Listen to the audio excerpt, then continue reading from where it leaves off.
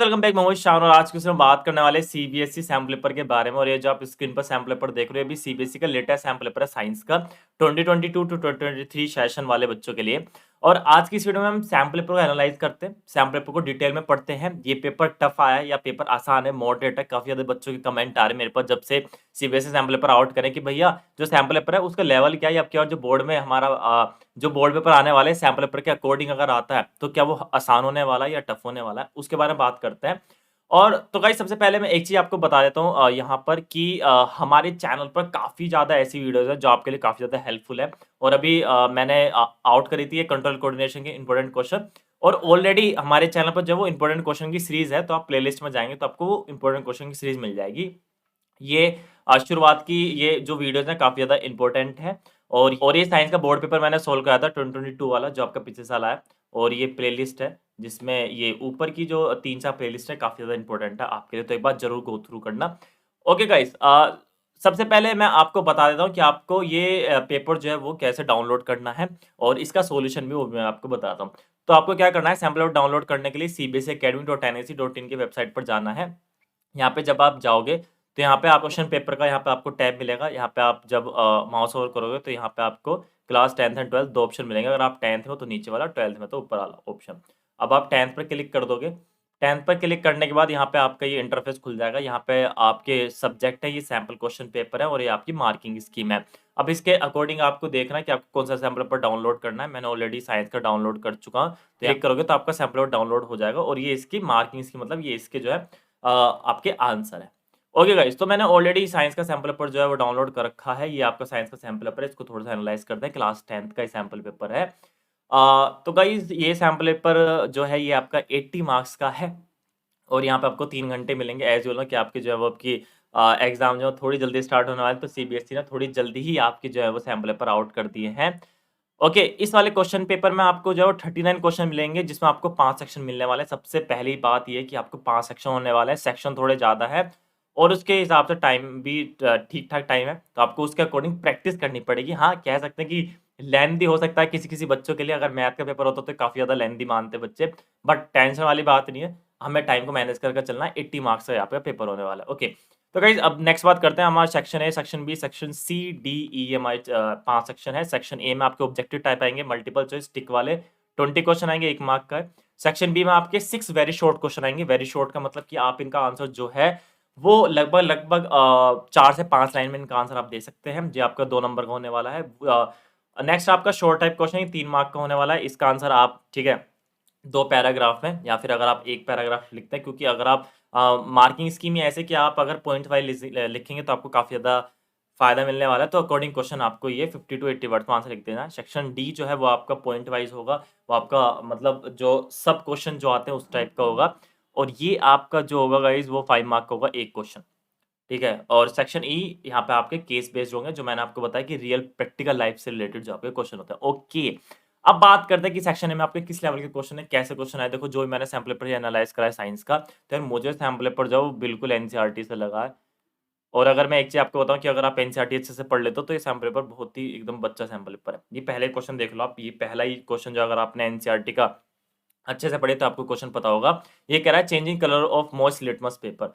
Moist litmus paper, moist का मतलब जो थोड़ा सा गीला हो, ठीक है, लिटमस पेपर या जिसमें हल्का सा मॉइस्चर हो। तो वो कह रहे हैं कि मॉइस्ट लिटमस पेपर का जो कलर है वो चेंज हो रहा है।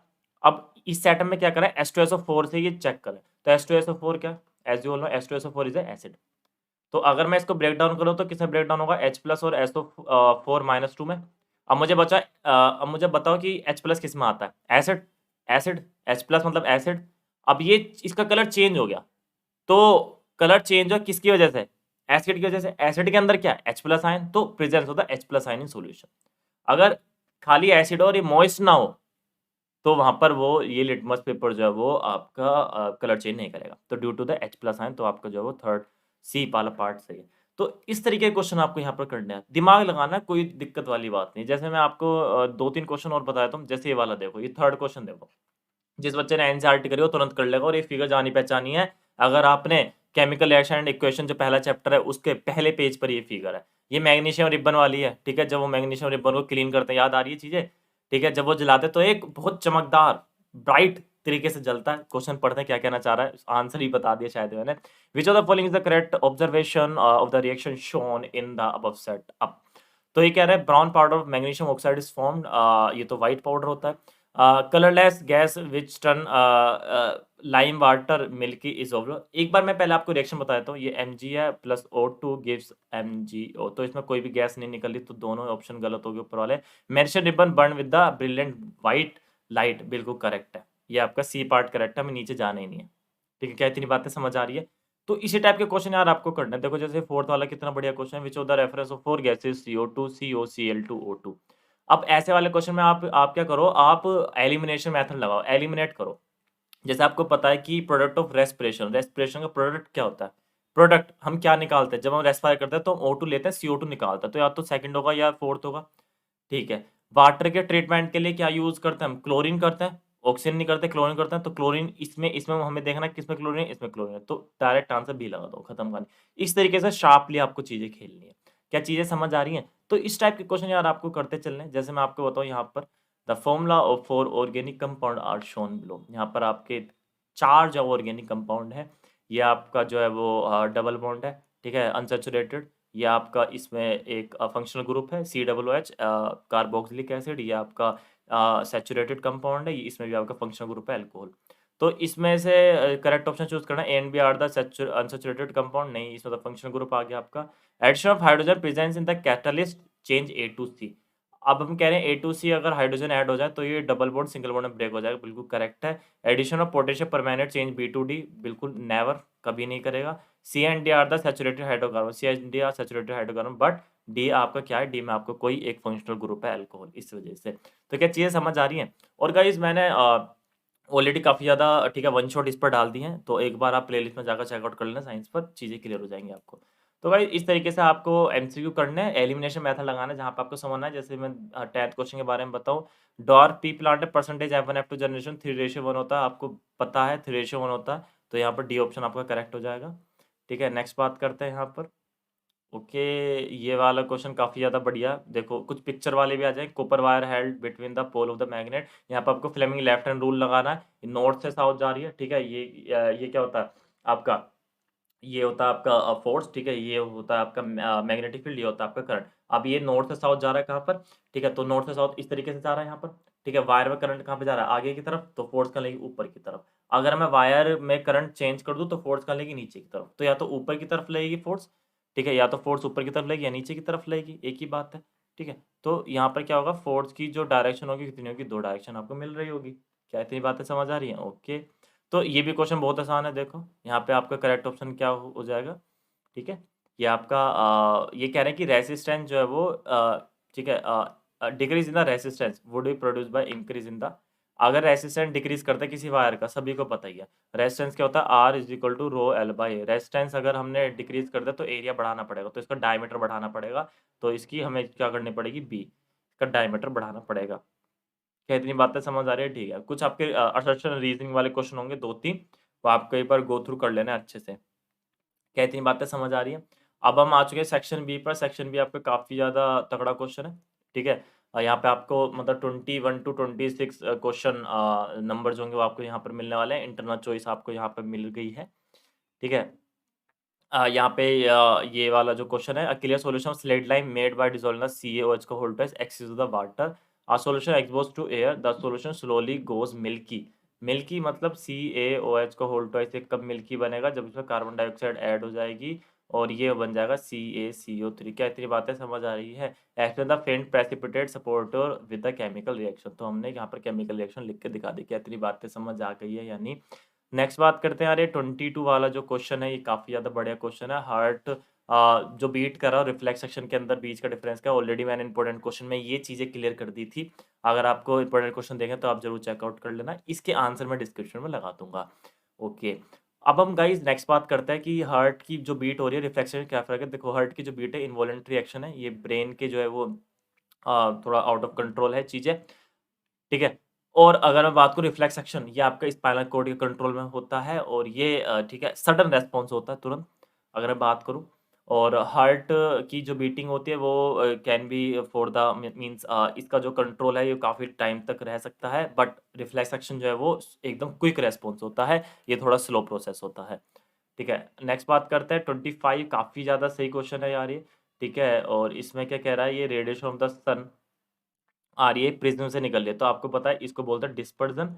ठीक है, इस तरीके से ये होता है विबग्योर, VIBGYOR। ऊपर रेड होता है, रेड कलर की जो वेवलेंथ है वो सबसे ज़्यादा होती है, वॉयलेट की सबसे कम होती है। अभी बोला कि येलो और ब्लू में से वेवलेंथ किसकी ज़्यादा होगी, तो डेफिनेटली येलो की ज़्यादा होगी। जो ऊपर है, जो ज़्यादा डेविएट हो रहा है उसकी वेवलेंथ कम होगी, क्योंकि इंटेंसिटी जो होती है वो इन्वर्सली प्रोपोर्शनल होती है लैम्डा की पावर 4 के।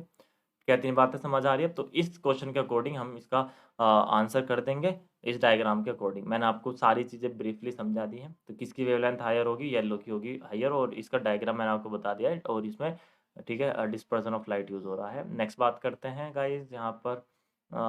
ओके, ऑलराइट, ये आपकी कौन सी रिएक्शन है गाइस? ये आपकी डिस्प्लेसमेंट रिएक्शन है, ये आपके डिस्प्लेसमेंट रिएक्शन है। क्या 3 बातें समझ आ रही है? ये आपकी डबल डिस्प्लेसमेंट रिएक्शन है, इनका आप एग्जांपल दे देना। मुझे थोड़ा एनालाइज़ कराना था, इसलिए मैं थोड़ा-सा ठीक है चीज़ों को, वीडियो ज़्यादा लेंथी ना हो इसलिए मैं थोड़ा आगे बढ़ रहा हूँ। ये क्वेश्चन काफ़ी ज़्यादा है, ये आयरन फिलिंग वाला है, क्योंकि ये कह रहा है student fix white sheet of paper and drawing board he place a bar magnet in the centre and sprinkling of the iron filling. तो इसने क्या करा, बार मैग्नेट के बाहर इसने आयरन के फिलिंग, आयरन के जो बारूद होता है वो डाल दिया, तो अलाइन हो गया, क्योंकि वो भी एक तरीके से छोटी-छोटी मैग्नेट की तरह बिहेव कर रहे हैं, तो नॉर्थ से साउथ में अलाइन हो जाएँगे। ठीक है, तो यहाँ पे आपको इस तरीके से क्वेश्चन लिखने हैं, इनके आंसर जैसे मैं आपको बताऊँ क्वेश्चन करने का तरीका क्या होता है। क्वेश्चन करने का तरीका यह, जैसे आपका 32 यहाँ है, तो पहले आप कुछ आंसर लिख के ए पार्ट लिखेंगे, उसका आंसर लिखना, बी पार्ट लिखना, सी पार्ट लिखना। अगर सी गलत हो जाता है तो ए और बी के आपको मार्क्स मिल जाएँगे मार्किंग स्कीम में। ठीक है। सेक्शन डी में क्या है, Srishti heated ethanol with the compound A in a presence of the few drop of the concentrated sulphuric acid. Okay, sweet smelling compound B is formed. Sweet smelling ester formed हो रहा है, और ethanol में कोई एक कंपाउंड डाला है। Ethanol क्या है, C2H5OH। इथेनॉल में कोई एक कंपाउंड डाला है, एक कंपाउंड कौन सा डाला, वो कंपाउंड है आपका CH3COOH। ये आपका इथेनोइक एसिड है, या कोई भी एक जो ग्रुप होता है वो आप डाल सकते हैं। CH3CH2C OO ये आपका ईस्टर है, और प्लस वाटर यहाँ पे बाय प्रोडक्ट फॉर्म्ड हो जाएगा। क्या इतनी बातें समझ आ रही हैं? तो ए कंपाउंड कौन सा है, ए कंपाउंड है आपका इथेनोइक एसिड, और सी कंपाउंड है आपका ईस्टर। इसी से रिलेटेड आप आगे क्वेश्चन कर लेना। नेक्स्ट बात है, ये डायग्रामेटिकली क्वेश्चन है, तो ये पैरेलल में सारी चीज़ें लगी हुई हैं, मैंने आपको बता दिया है। कंप्लीट इसके आंसर डिस्क्रिप्शन में मैंने लगा दिया है। नेक्स्ट बात करते हैं सेक्शन ई। सेक्शन ई में है यार आपका ये आपका जो है वो, मैंने जैसे आपको बताया कि ये जो आपका वो केस स्टडी बेस्ड है। जैसे ये क्वेश्चन नंबर पहला पढ़ते हैं, two student decide to investigate. ये थोड़ा सा रियल लाइफ एग्जांपल पाएंगे। मैं आपको बोलता हूँ ना कि real life activity, real life example की चीज़ें पढ़ो, इसलिए बोलता हूँ कि ऐसे ऐसे क्वेश्चन रियल लाइफ एग्जांपल पे आता है। रटने वालों की आपकी जो हालत है वो खराब होने वाली है, खस्ता होने वाली है। जो पढ़कर, जो चीज़ों को समझकर, जो बुक को अच्छे से एनालाइज करके जाएंगे, उनके लिए डेफिनेटली अच्छे मार्क्स वो लेने वाले हैं आपके एग्जाम में। Two student decide to investigate the effect of the water and air on iron object under the identical experiment. तो ये क्या कर रहे हैं यार, इन्होंने एक नेल लिया, एक थिन प्लेट लिया है, और इसको रस्ट कर दिया है। अब ये कह रहे हैं कि बिफोर रस्टिंग तो इतना था, अब आफ्टर रस्टिंग ये मास हो गया, बिफोर रस्टिंग इसका भी इतना था, आफ्टर रस्टिंग ये मास हो गया। तो रस्टिंग से क्या हो रहा है, इनका मास बढ़ रहा है। ठीक है, ये क्या हो रहा है, ड्यू टू द रस्टिंग का मास बढ़ रहा है, और आप देखना कि प्लेट का जो है वो मास ज़्यादा बढ़ रहा है, क्योंकि इसका सरफेस एरिया थोड़ा ज़्यादा है। Due to the increase in surface area इस पर ज़्यादा रस्टिंग लग रही है, तो यही है। और रस्टिंग हम कैसे रिमूव कर सकते हैं, जिंक की कोटिंग या गैल्वेनोमीटर।